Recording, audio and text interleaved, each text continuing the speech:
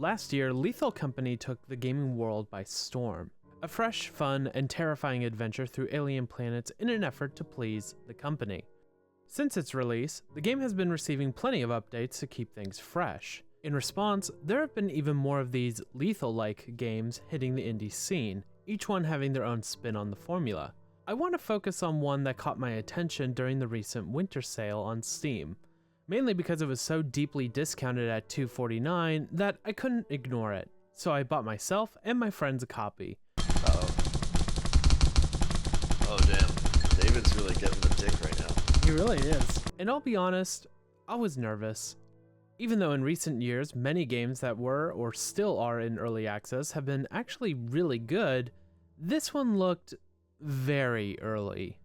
Like, hard to convince your friends to play and are them and I going to have a good time kind of early. The kind of early that if one made a video about as a relaunch to their YouTube channel, that it could make said YouTuber look like an idiot. But I said to myself, fuck it, and bought the keys, played it, and began writing a script. So, how is it? Shit, guys. That No. is a beast. That is a beast out there. Alright. Look out. Oh, in here.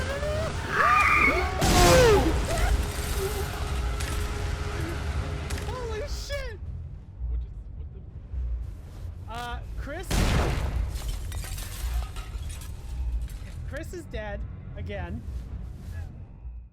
Nuclear Nightmares: The Thing the video game, which is interesting because The Thing the video game remastered came out a couple months after this went into early access. There are major differences, however, like how Nightmare is in first person and it focuses heavily on a multiplayer experience. You could technically play this solo, but doing so would detract from the overall experience. Of course, the other major signs of this being very early access is apparent. The menu is functional, but a bit on the sparse side. You can move around and do things during cutscenes, and there have been some interesting glitches here and there, as well as some crashes after a round or two, but the game is functional enough that it can work pretty well for the most part. As of yet, there is no major story to go off of. There are hints as to what is going on, but there is still a lot that is vague-ish. I mean, the source material is referenced everywhere.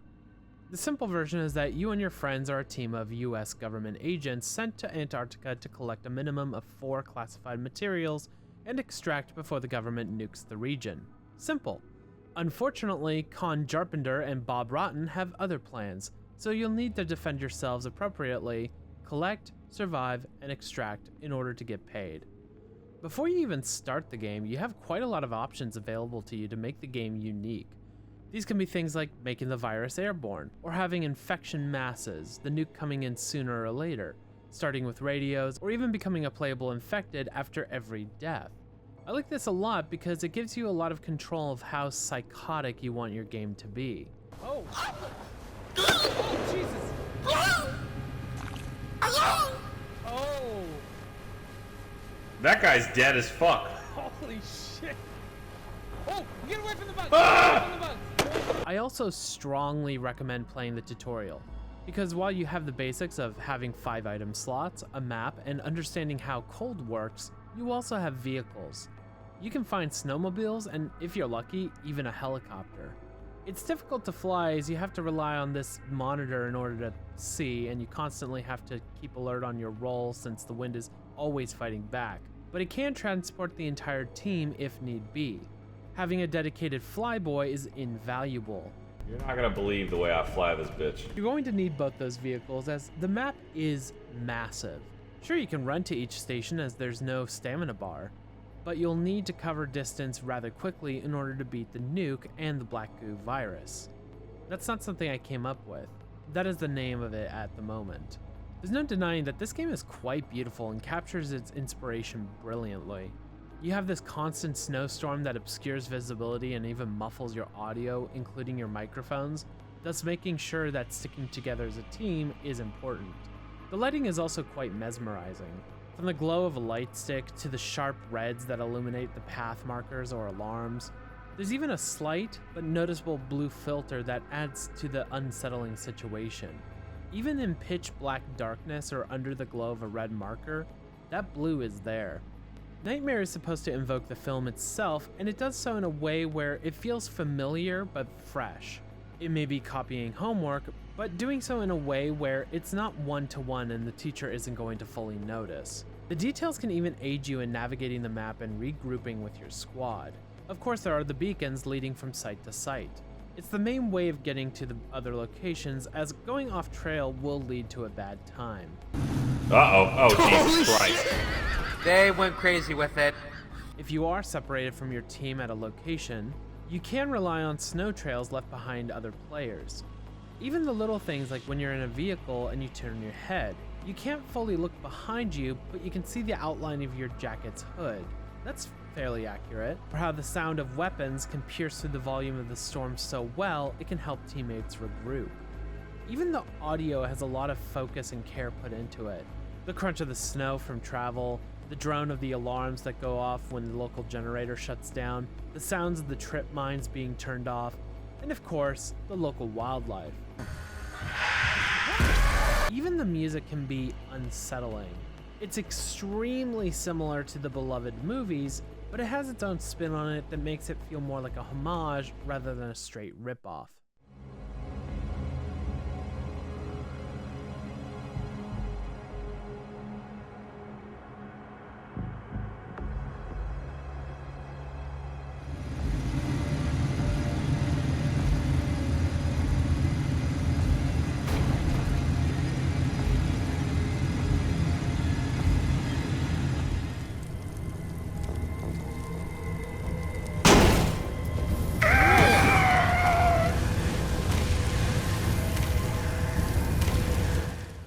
It might be only a couple of tracks at the moment, but they do put you on edge. Not all of the sounds are great though. The flamethrower is by far the best sounding weapon. Behind you! Behind you! Behind you! Whoa! Ah. I dropped my gun! Ah. It's gone, it's gone. Okay. As for the shotgun, revolver, and rifle, those can be pretty standard.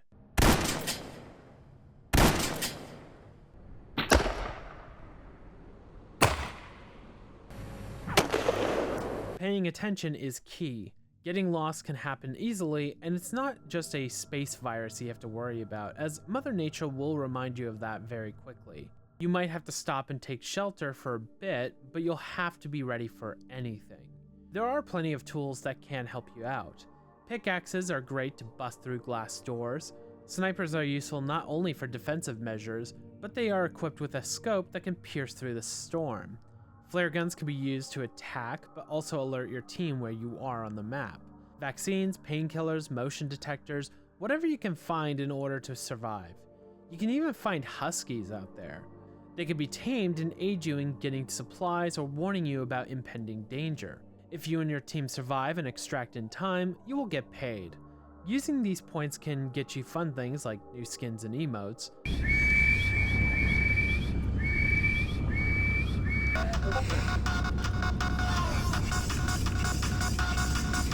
More importantly, you can spend the points on perks.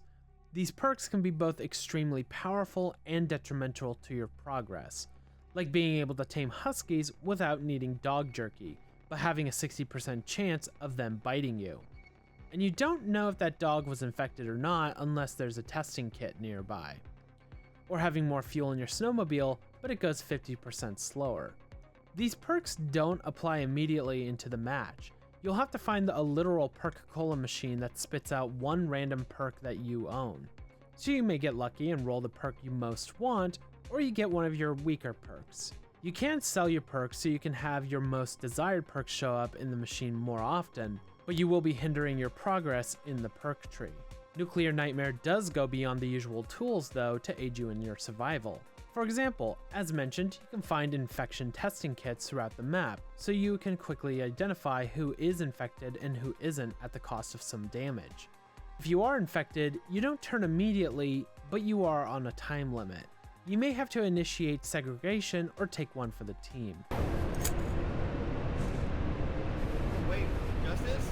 No justice! If you die, it's not the end. If the rest of your team finds a computer, they can revive you. But it is limited, so don't go committing yourself murders every time you get infected. Again, this is something that can be turned off, but doing so will make your teams run incredibly difficult. The computer can also tell you how much time there is left before the nuke arrives and whoever is still alive on your team, but that last one isn't completely reliable. It can say someone is alive technically, just not in the way that you think.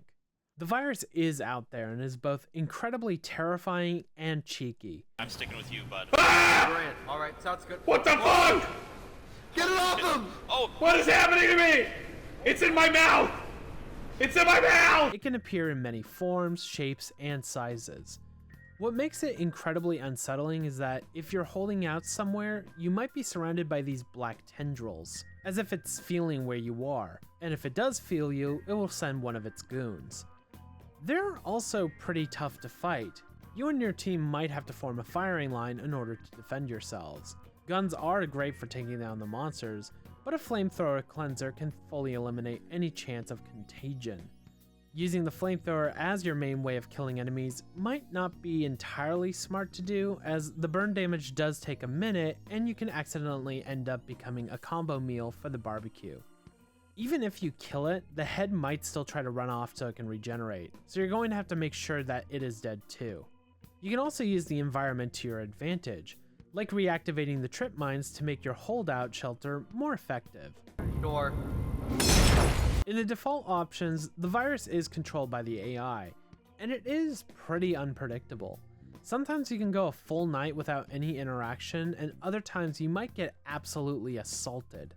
It can even play with your emotions. There were times where the group I was with would hear it outside and it wouldn't attack, as if it was just watching us. It made me think if I went out there to investigate, would it attack me now or wait till I was with more people? There would be these natural moments where a group and I would just be attacked, become separated, some of us find shelter and hold up, and regroup alive, but there would be this unease.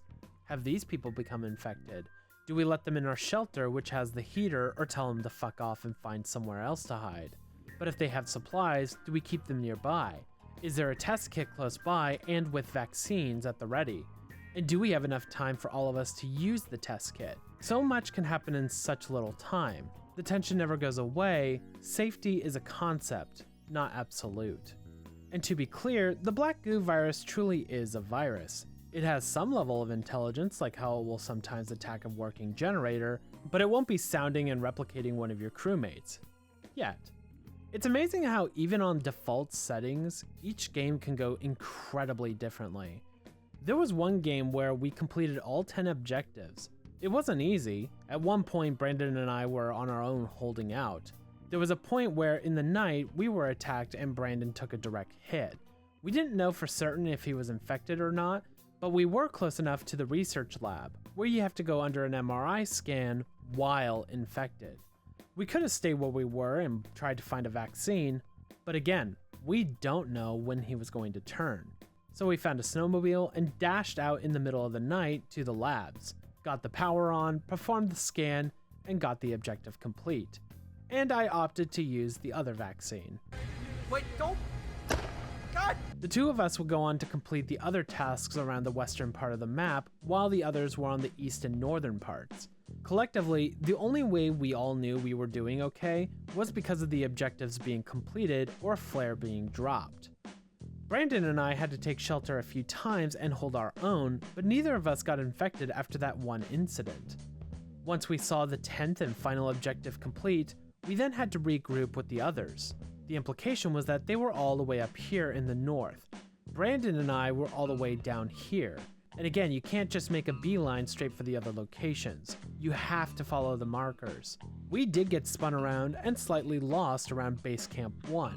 Amazingly, in sheer luck, the rest of the group was at Base Camp 1, so they started wildly firing their guns in the air to get our attention, which it did, as well as others, and at the end, we all got out.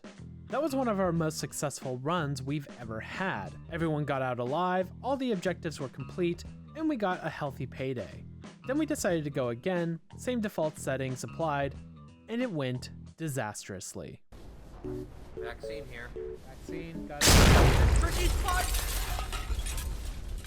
I am so sorry. I am so sorry. Probably. Now I'm driving. Do you want to drive? I can get off. God, no. What? I killed him.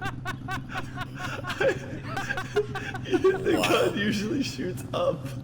I thought... Did a dog just set off a mine? Son of a bitch. It's gotta be...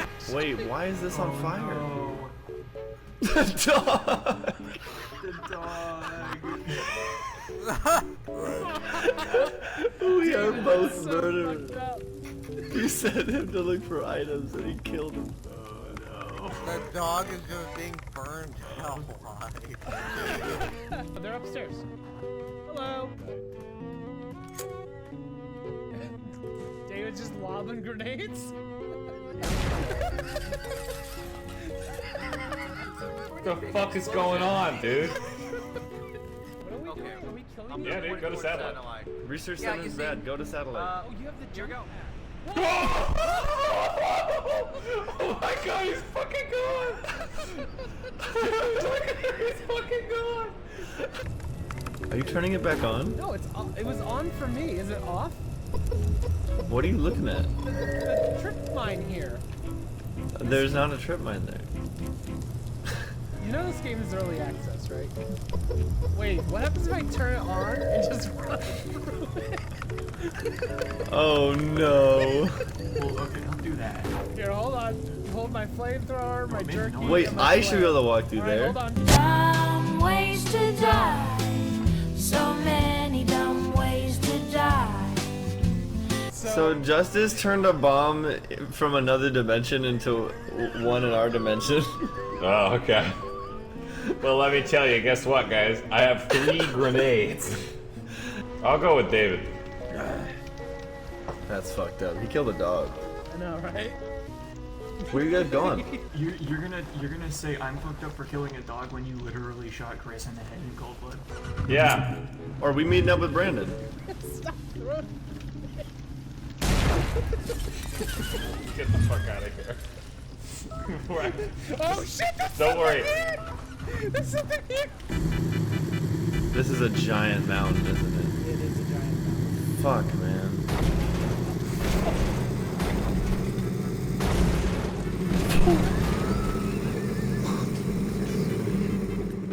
I ain't worried about it.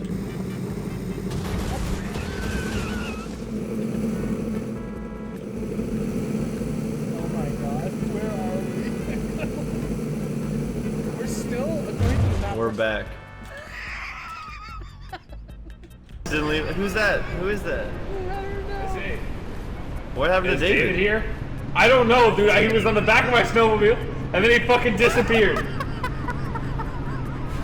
Nobody left research correctly. One bright spot of that run was when Chris and I found a flyable helicopter at the airport with a full tank of gas. Once we got done giving the military drones a needed foot massage and printing the report of said massage, we got in with Chris acting as pilot. It was dark, but we thought we'd be fine. The virus is down there and we're up here.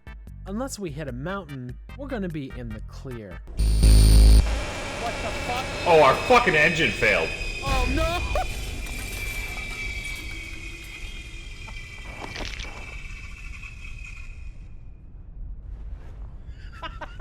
What the fuck happened? Just to understand what happened, Chris did not hit a mountain. That was a UFO. There were 2 in the movie, just not flying. This was a fucking flying UFO that launched an EMP and killed us both. That is awesome. And it was only going further downhill from there. Okay, these guys are getting attacked right now, I think. Let's see. Oh yeah, they Oh are. no. Oh yeah, it's right. Oh god. Oh yeah, they are. Oh god. It's looking for them. Alright. It broke the top door. There's that door. Here it comes. Oh, it did it! Oh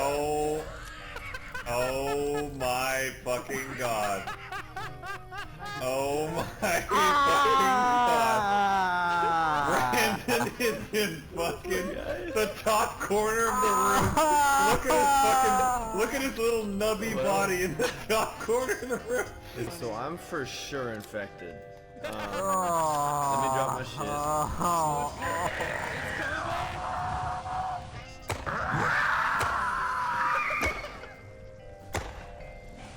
Oh, hey, Win. Hey. Hey, how's it going? That's awesome. Alright, computer. Holy shit. In the end, we only got out with 2 people alive and only 4 objectives done, with very little to no payment. The unpredictability and randomness of each run is so well done, because even though the objectives and their placements are the same, you're never in full control of the situation. You can either be screwed over by supplies, sense of direction, the monsters themselves, or all of the above. Even as I write this, I still feel that there are things that I do not fully understand, nor do I really want to. Mr. Jarpenter would be proud. So what happens when you become a creature? Well, the gameplay can change drastically. You can still be revived by your teammates if you have that setting checked, but they do have to find a computer, so you've got time to ruin their day. Oh, Justice is here, I can hear him. Oh yeah, there he is. It's not a deal. Before you start attacking, you start off as a head spider. You can move really fast, but that's about it. The goal here is to get away from your former teammates as quickly as possible, so you can evolve into something a little bigger. Once evolved, this is where you can enact chaos. You are strong, but not invincible. You can move fast, but you are loud and you may miss your attacks. You can stand up to ambush with more powerful attacks, but you move much slower. Do our dance moves work? No, damn. That would be insane. Because you are in control though, you can really mess with your former teammates. And it's not like you're ever going to lose sight of them, as you do get infrared vision, which sometimes follows you after you get revived. Again, early access, so bugs are going to happen. This makes me more interested in the future updates of this game. Even though my friends and I had an absolute blast, there are certain changes gameplay-wise that might make this game shine past its currently small status. Hi BG Productions, I'm JK Productions. We are not related, but I like your game. You and your team are pretty much doing a great job. You're adding more maps, more things to do, more vehicles, weapons, everything. I hope that you continue to grow this game into something truly fantastic. This is an easy recommendation for me. The fact that its all-time peak is 10,000 players is baffling to me. I thought this is something more people would pick up, like it was going to become the next Lethal Company. But it does give off that sort of early access vibe. Yet the game is stable enough that it is pretty damn playable for most systems, which is pretty huge when you see the scope BG Productions is aiming for. If you're a fan of The Thing and these kinds of cooperative PvPvE type games, Nuclear Nightmare is an extremely enjoyable experience. There is a great amount of terror, and the detail and thought put in to make your situation more unsettling is fantastic. Plus, Nuclear Nightmare is $7. For the content and experiences it offers, that really is the best value of the year. When this game comes out of early access, I will do a full review. Hopefully if the milestones are reached, then this game will blossom into a beautiful, disgusting dog tongue flower that it absolutely deserves to be.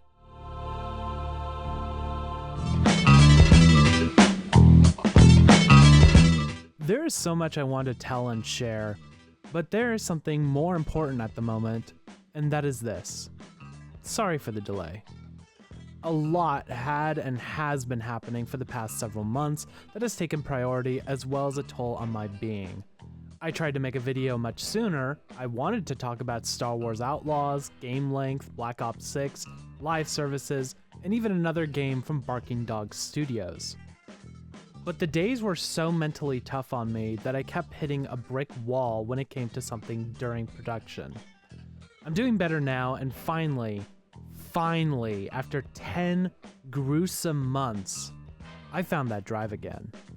And amazingly, in my hiatus, This channel has gained quite a few new fans.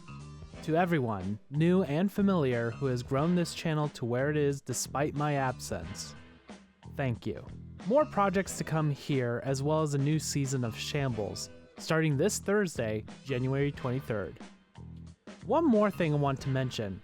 As some of you know, I'm in Northern California, and you probably know about what's been happening on the southern side of the state. The LA fires have completely ravaged those communities. I do have friends down there, especially a friend of the channel, Ramska. I'm linking the official LA City website that has multiple ways of supporting those that have lost their homes, businesses, and whatever else. Something as little as $1, an old used shirt, or even a can of beans can go a long way in their recovery. Please consider supporting. And if you already did, I'm proud of you. Lastly, questions. Any goals and predictions for 2025? Oh my, oh my, oh my. I'll save the life and whatever ones for a later video, but as for gaming? Well, I can't deny the idea that this might be the year where Ubisoft gets acquired. I'm sorry, I know there are fans of their game, but unless Shadows does so well that it becomes a pop culture icon, I don't see them coming out of their current situation. The last Ubisoft game I played was Outlaws, and whew, and there's a video right there. Other predictions? Well, I wouldn't be entirely surprised if GTA 6 gets delayed for a reason. I mean, I wish it can come out at the end of this year as planned, but something is telling me that a delay is coming. And if it does happen, I'm going to do the most epic of gamer moves, and that is... I'm not going to fuss about it. Take your time, Rockstar, for the benefit of the game and your developers. I'm curious about what Battlefield 6 will be, but I'm going to be cautious about how that game turns out. We don't need a fucking Trevor Noah style event, and we especially don't need another 2042. Elden Ring Night Rain, Doom Dark Ages, Killer Bean, Mafia, Monster Hunter, Kingdom Come Deliverance 2, Atomfall, The Outer Worlds 2, so many games I'm excited for that it's hard to single out the ones that I'm not interested in. Actually, there is one, and that is Borderlands 4. I'm bored of Borderlands.